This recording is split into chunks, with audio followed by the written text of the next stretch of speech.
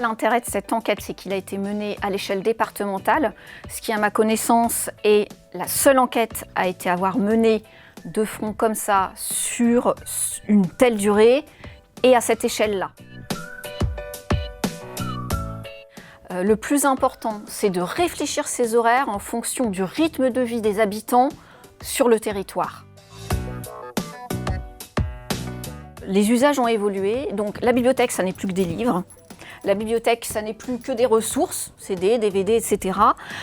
Tout ça, ce n'est qu'une ressource parmi d'autres pour qu'aujourd'hui le bibliothécaire puisse être le médiateur entre les ressources et le besoin et puisse proposer un espace où la personne se sente bien, puisse se reposer, puisse, pourquoi pas, dormir, puisse venir lire sur place. Donc, vous l'avez vu que les prêts se stabilisent, mais que la fréquentation augmente et que la consultation sur place augmente également. Donc c'est important de pouvoir présenter maintenant des espaces bibliothèques qui répondent à tous ces nouveaux usages-là. Donc l'idée c'est, je vais aussi là où les usagers sont. Donc il y a des élus qui l'ont bien compris et qui ont construit des bibliothèques dans un espace où il y a d'autres structures. Et donc on trouve dans le même bâtiment une bibliothèque et un bar, une bibliothèque et la poste, une bibliothèque et un centre social. Ça va permettre de valoriser l'espace bibliothèque, voilà, et de faire comprendre aux gens que c'est un lieu qui est accessible à tous. C'est une image d'ouverture, d'adaptabilité. On a vraiment besoin de ça dans les bibliothèques aujourd'hui. Et le prêt illimité en termes de quantité le permet. Ce à quoi il faut bien veiller, c'est qu'il va le permettre, mais sur un temps qui est relativement limité. Pour redonner une impulsion au prêt et au nombre d'inscrits, ou pour éviter cette baisse, c'est important aussi de penser à la durée illimitée. Et il n'y a pas du tout plus de vols ou plus de livres qui ne reviennent pas pour des raisons diverses et variées qu'aujourd'hui.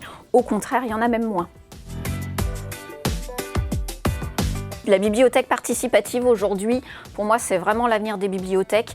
On est dans un monde, et les élus l'ont déjà compris, où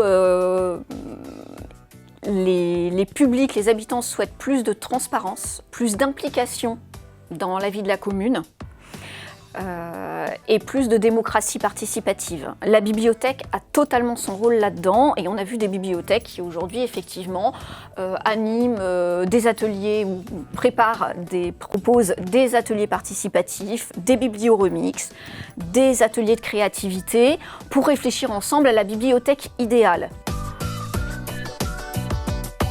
Pour aider en fait ces équipes à intégrer l'importance de ces nouveaux usages, mais aussi à être en capacité d'accompagner effectivement les publics vers ce qu'ils souhaitent, il est absolument nécessaire qu'il y ait des formations à destination des élus, à destination des professionnels et à destination des bénévoles, pour permettre une montée en compétences. Voilà. Et c'est important que ça ne fasse pas peur aux équipes aujourd'hui parce qu'il y a beaucoup de structures qui peuvent aujourd'hui les accompagner, dont la bibliothèque départementale de Vendée, dont c'est une des missions principales.